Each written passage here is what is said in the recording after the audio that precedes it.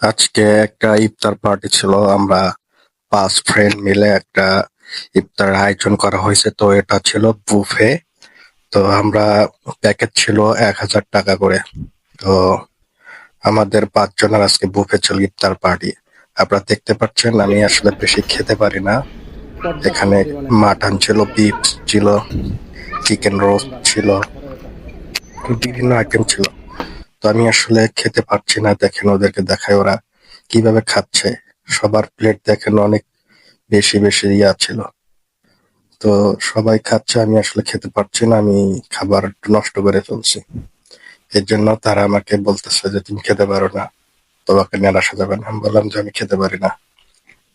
তো এটা নিয়েই আমার হয়ে গেছে। তোমরা খাও, আমি দেখি। আমি সবার খাবার দেখতেছি, সবাই খাচ্ছে এবং আমি আসলে খেতে পারছি না। একটু বোরহানি খেলাম, একটু কোক খেলাম। এটা খুব কষ্ট করে খাচ্ছি কারণ আমার পেট পুরা ভরে গেছে।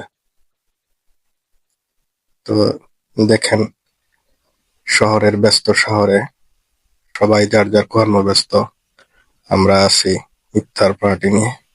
তোমাদের ইফতার অলরেডি হয়ে গেছে অনেক আগেই। তো এটা হচ্ছে ভরপুর খানা পিনা আর কি। তো ওই ছিল আমাদের ইফতার পার্টি।